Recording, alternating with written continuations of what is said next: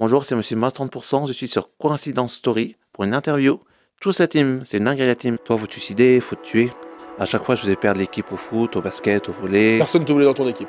Non, j'étais toujours le dernier choisi. Crois en tes rêves, parce que personne n'a cru en mon rêve. C'est pas un boulot, va trouver autre chose. Je regarde mon téléphone, j'ai 100 000 notifs. Maintenant, elle a 200 000 vues la vidéo. Et elle finira 1 million. Je reçois beaucoup de colis des abonnés.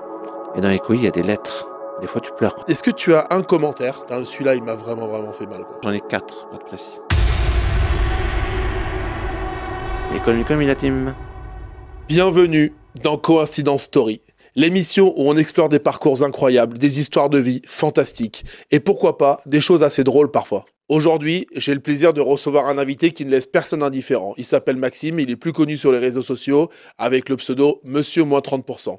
Il a plus de 246 000 abonnés sur TikTok, des millions de vues, et il s'est imposé comme la référence en matière de bons plans, d'astuces pour faire des économies et de tests de produits. Mais au-delà des réductions, au-delà des tests de produits, qui est vraiment Maxime dans la vraie vie? Derrière son succès, il y a aussi des haters, il y a aussi des critiques, mais il y a surtout une véritable passion pour partager des bons plans à la team. Sa communauté fidèle qui le suit chaque jour dans ses vidéos. Alors aujourd'hui la team, on va tout savoir et j'accueille Maxime. Salut Maxime. Bonjour. Merci d'être là. Merci de m'avoir invité. T'as fait quand même de la route pour venir nous voir. Hein. Roubaix, Lyon. En tout cas, merci d'être là. Avant de commencer, Maxime, parce qu'on a vraiment envie de l'entendre. Économie. Ma référence, j'ai 4 F. Alors vas-y, on y va. On va commencer par ça directement. C'est économie comme la team, Choose la team, c'est une dingue la team et Colissimo. Parce que je reçois des colis des abonnés. Voilà. Excellent. Alors là, on se met dans l'ambiance tout de suite. Avant de parler de TikTok, j'aimerais qu'on revienne sur ton enfance, que tu en parles quelques fois dans tes vidéos. Tu dis que tu as été victime d'harcèlement scolaire. Est-ce que tu peux nous expliquer un petit peu l'histoire? Tu peux nous expliquer un petit peu, peut-être pour aider déjà ceux qui nous regardent et qui malheureusement sont touchés par ça? Moi, j'étais très introverti, très timide, nul en sport. À chaque fois, je faisais perdre l'équipe au foot, au basket, au volley. Personne ne te voulait dans ton équipe? Non. Comme moi. J'étais toujours le dernier choisi et puis j'étais différent des autres. J'étais très timide, très renfermé sur moi, pas de confiance en moi. Voilà, donc ça a commencé à la maternelle, ça a été jusqu'à la fac, ça continue dans la vie active. Après, c'est passé sur les réseaux sociaux, c'est non-stop depuis ma jeunesse. D'accord. T'as des frères et sœurs? Je suis le petit dernier, mais vu qu'ils sont partis, il y a beaucoup d'écart, ils sont vite partis de la maison. Mais je m'entends très bien avec eux, on est une bonne famille, j'ai mes parents, j'ai mon frère, j'ai plus mon père qui est décédé, j'ai mon frère, j'ai ma sœur, j'ai ma maman, on s'entend très bien. D'accord. Mais vu qu'ils sont partis très tôt pour leurs études supérieures, moi, j'étais resté seul avec les parents.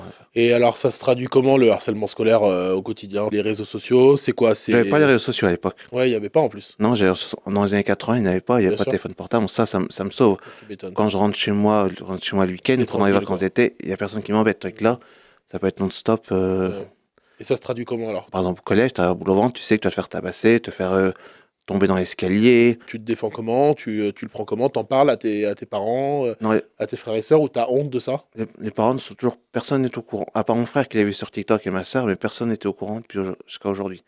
Ma mère ne le sait pas. Je pourrais lui dire à son âge, ça me mordra les doigts, donc j'ai dit non, clac, je veux pas. Là, t'as 45 ans. Oui. Et ta mère est au courant De rien. depuis quelques temps là. De rien. De Je vais rien. pas dire. Elle est pas au courant. Moi, j'avais mis sur les réseaux sociaux, c'est une cousine qui a partagé à mon frère. Je savais pas qu'elle était sur TikTok, c'est pas grave, il l'a su. Okay. On a discuté, ma soeur aussi, mais j'ai dit, n'en parle pas à maman, sinon qu'elle l'a pas vu, etc. Au collège, quand j'allais voir les professeurs, les surveillants, faut te défendre, hein, t'es grand. Ouais, c'est facile ça. C'est facile, mais quand t'as tout le collège ou tout le lycée contre toi, excuse-moi, tu peux rien faire. Et fermer les yeux. T'as déjà pensé à changer de collège, changer de lycée, à avoir des idées noires par rapport à ça? J'ai sauté ma 5e pour aller directement en 4e dans l'horticulture, production de plantes de verre fleuri. D'accord. Mais l'inconvénient, c'est que chaque fois que je changeais d'école, un de mes harceleurs se retrouvait dans le même. Et après, quand je suis parti en Belgique, on m'a traité de sale français. Okay. Ça m'avait fait vachement mal parce que c'est vrai qu'en Belgique, surtout à Tournai, c'est la frontière franco-belge, il y a beaucoup de Français qui font des études en Belgique.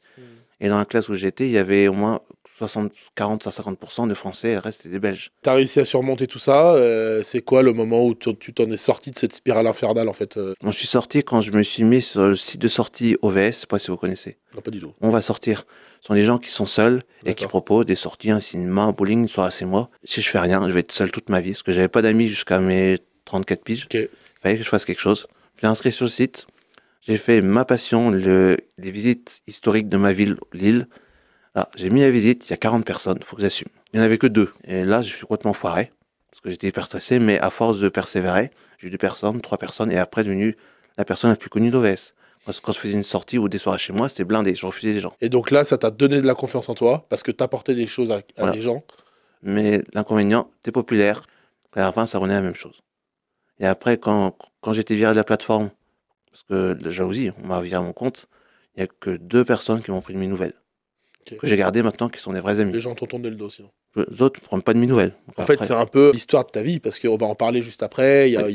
il y a pas mal de haters sur les réseaux. Alors là, c'est encore un autre monde et tu vas nous en TikTok, parler. c'est numéro 1. Ouais, c'est vraiment. Je suis sur Facebook. Si j'ai un haters dans le mois, Oui. c'est un miracle. D'accord. Là, ça crache sur TikTok. On va en parler juste après. Est-ce que cette période de ta vie et cette histoire t'a influencé dans la personne que tu es aujourd'hui et la façon que tu as d'aborder les réseaux sociaux? Est-ce que ça t'aide, ça te dessert? Est-ce que tu dis, bon, de toute façon, je m'en suis tellement pris plein la gueule que là, je suis plus à ça près? Ou c'est quoi le résultat de tout ça, la résultante de ça? Moi, le résultat maintenant, sur TikTok, plus on m'insultait, continuez, j'ai gagné de la visibilité et de l'argent. Donc Ok. insultez-moi avec tout le truc que vous voulez. Ouais. Et de temps en temps, vraiment, quand il y a un commentaire, on m'a déjà dit, toi, faut te suicider, faut te tuer. Ben, j'ai affiché le commentaire, et j'ai vu que j'avais de la sympathie. Et ça te fait du bien. Ça rassure. Ça prouve que j'ai une bonne communauté. Bah, bien sûr, ça rassure. Je ne donnerai pas de nom, mais il y a des TikTokers qui sont très connus sur la plateforme.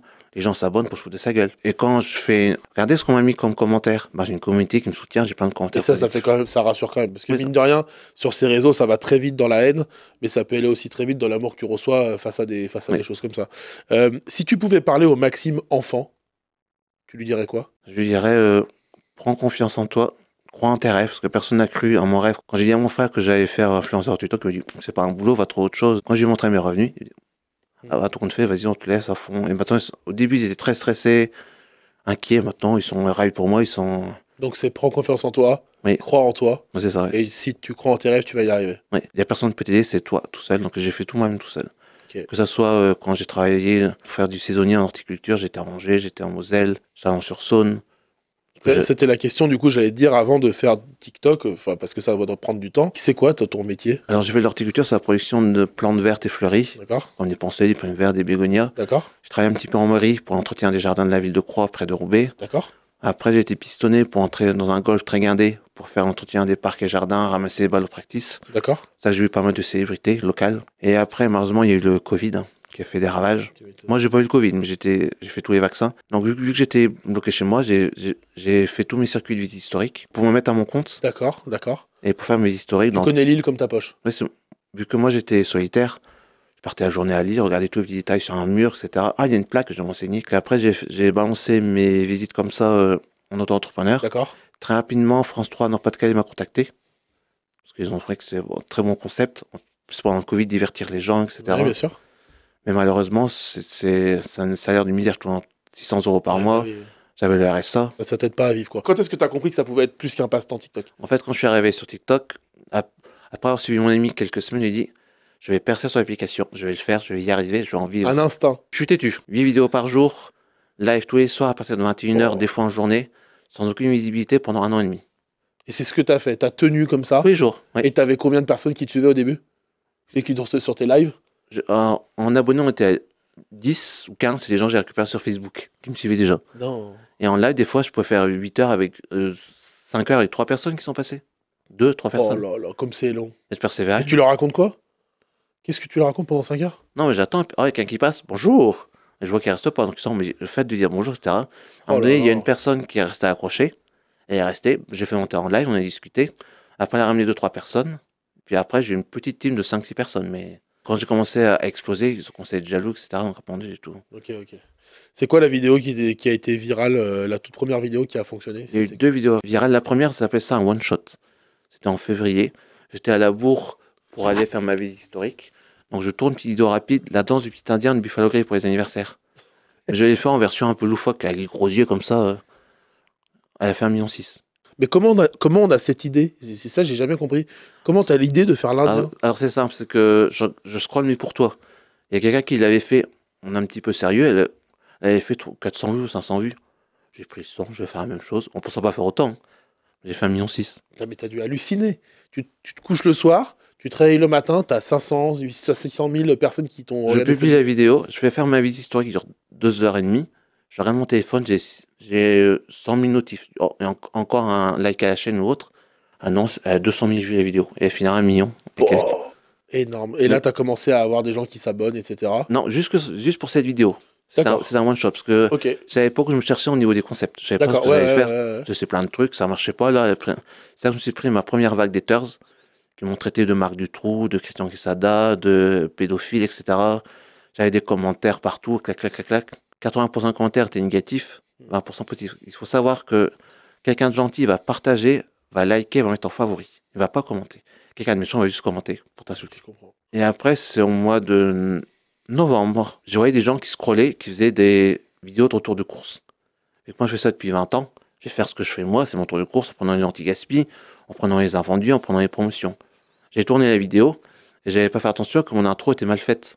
Parce que j'avais ripé un truc qui allait pas. En regardant une demi-heure après, 60 000 vues, bon, on va peut-être la laisser. Elle a fait 2,6 millions. C'est là que les gens se sont abonnés en masse. Et ce qui m'a fait aussi exploser, c'est quand j'ai fait le bain des givrés à Calais en live, déguisé en femme, tout ça. Là, j'ai eu plein de monde sur mon live. Faut vraiment donner de sa personne quoi pour sur TikTok pour, finalement. Et parce que quand tu fais des retours de course, des économies, des trucs, on va en parler juste après, Oui. c'est parce que tu penses qu'il y a quelque chose à faire là-dedans ou c'est parce que tu es vraiment comme ça dans la vie? C'est juste parce que tu as envie de faire ça, parce que ça va marcher? Au début, il y a 20 ans, c'était à la dèche. Ouais, Premier t'avais appartement, vraiment besoin d'être comme ça quoi. J'étais au chômage, je touchais le RSA ou alors la prime Ouais, d'activité. donc là tu faisais gaffe, J'étais obligé. obligé. Et donc tu t'es dit, ça, il y a plein de gens dans cette situation, ce qui est malheureusement le cas. Et du coup, je vais le faire. Juste, comment ta famille et tes amis réagissent quand ils voient ton succès sur TikTok? Qu'est-ce qu'ils te disent aujourd'hui, avant et versus aujourd'hui? Avant, ils m'ont fait comprendre que c'est pas un métier TikTok. Ouais. On va s'occuper de toi, on va te trouver une formation, ceci, cela. Après, ils sont tristes. Ouais, Ils ont peur. Ouais. Parce qu'à l'époque, j'avais montré ça, j'avais gagné 400 balles, 400 euros. Et quand je suis revenu un mois après, j'ai montré mes revenus sur la NPE. Bon, on vous enlève de la NPE. Et ta famille aujourd'hui, ils sont plutôt fiers de toi, ils te soutiennent. La vérité, c'est qu'ils sont choqués, en positif. Ils n'auraient jamais pensé que j'allais me retrouver sur un prime sur M6, qu'on appelle la Fun Radio. Ils voient que je m'arrête à chaque coin de rue pour une photo, pour une vidéo. Ah, c'est ça, c'est la question que j'allais te poser. Quand tu croises des abonnés dans la rue, ils te reconnaissent facilement. Enfin, c'est quoi? Est-ce qu'ils te regardent? Ouais, bon, en même temps, t'as le t-shirt. Quand j'ai ça ou quand j'ai pu. Mais des fois, ce qui est arrivé, c'était il n'y a pas très longtemps, je vais à Nose, à Tourcoing. Ok. Je me dis, je veux voir une petite nouveauté, etc. Le gérant, il m'a reconnu. Je vais rester un quart d'heure, je suis resté 2 heures, il m'a tout fait visiter, montré les promotions, clac, clac. Tiens, j'ai un nouveau produit, je vous le présente. Ah, bah, bien sûr, bien sûr. Et il me fait des cadeaux. Pourquoi t'appelles les gens la team? Il y avait une dame qui habite aussi à la région, c'est Flo. Je la vois sur vidéo, elle dit toujours bonjour, une petite team avec son petit café, etc. Ok. J'ai piqué et tu ça. dis, tiens, tu prends ça et c'est resté. Est-ce qu'il y a un abonné qui t'a déjà remercié de lui avoir fait faire des économies sur ce sujet-là? Alors, quand je reçois beaucoup de colis des abonnés, et dans les colis, il y a des lettres. Des fois, tu pleures. Il y a une dame qui m'a donné une misselle de sa maman, ainsi que son chapelet. C'est quoi une misselle? C'est un petit bouquin avec toutes des prières. Ah. Qui a donné de sa maman, qui a donné de sa grand-mère, je crois. Parce qu'elle était touchée par toi. Elle savait que j'étais croyant, parce que j'ai déjà été prié pour des personnes malades sur TikTok, une chapelle miraculeuse, qui est à Marwal. C'est le village où on fait le Marwal. Une chapelle miraculeuse, on vient de toute la région. Et des personnes que j'aime bien, comme Hervé se reconnaîtra, ou d'autres personnes, on m'a dit, je prends ma matinée, je vais aller prier pour eux. Donc, vu qu'elle avait vu que j'avais pas de missel et de chapelet, elle m'a dit, ça, c'est celui de ma grand-mère, donc tu prendras bien soin. Ça m'a touché. Ah bah oui. Et après, j'ai découvert des gens qui me remercient, etc. Donc ça, je les garde dans un classeur, ça me touche énormément. Tu gardes ça, ok. Plus... Et à l'inverse, c'est quoi le message d'un abonné qui n'a pas du tout suivi un conseil ou qui t'a envoyé un colis ou enfin vraiment très déplacé? Aucun. Ça n'est jamais arrivé. Non. Okay. Là, qui m'offre des serviettes brodées à mon nom. Il y en a qui m'offrent les pulls. Monsieur, moi 30%. J'ai un stylo. Il y a de tout. Excellent. Il y a quelqu'un qui va me faire, parce que j'ai perdu mon chat, j'ai dit sur les réseaux, il y a une dame qui va me faire mon chat en tableau. Elle m'a juste envoyé un petit message. J'ai su pour ton chat, envoie-moi les photos via Messenger et je te ferai le portrait de ton chat. Ils sont sympas les gens. Donc moi aussi j'ai un petit cadeau pour toi, c'est l'emblème de Coïncidence Story, c'est il faut sortir des sentiers battus. Et du coup c'est pour mettre sur ton bureau. C'est un petit totem que j'offre à tous mes invités pour dire c'est bon, il y en a marre. Voilà, donc faut faire attention, ça casse, c'est de l'impression 3D. Oui.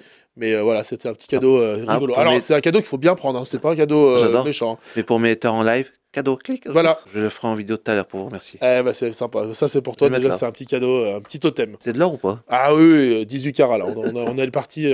Merci beaucoup. Avec plaisir. Est-ce que tu as à l'inverse un commentaire en particulier que des fois tu te dis, celui-là il m'a vraiment fait mal quoi? J'en ai 4, pas de précis. Le premier, c'est bien fait que ton chat soit décédé.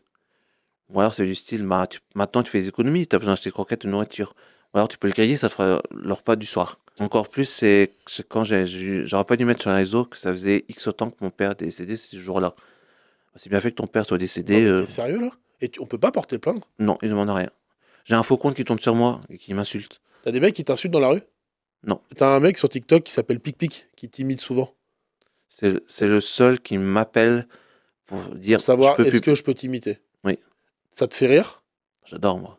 Je vois que tu commentes à chaque fois. Ça te fait rire? Tu le prends bien? Avec lui, à 100%, parce qu'on fait des lives ensemble. C'est énorme. Je lui ai dit, moi je vais acheter mon friand à vache qui rit, toi tu prends un baguette Lidl, moi je prends le freeway, on se fait une punching ball, et là on buzz. Et après je lui ai dit quand même, c'est grâce à moi que tu as percé. Il y a 38 000 abonnés, mais il le prend très bien, il dit, tu as tout à fait raison. Excellent. Mais c'est le seul, il y en a plein qui font des parodies que je n'aime pas des fois. Il y avait un qui avait piqué un bout de ma vidéo, où je faisais économie la team. Et on fondait quand même une dame à l'hôpital avec un aspirateur.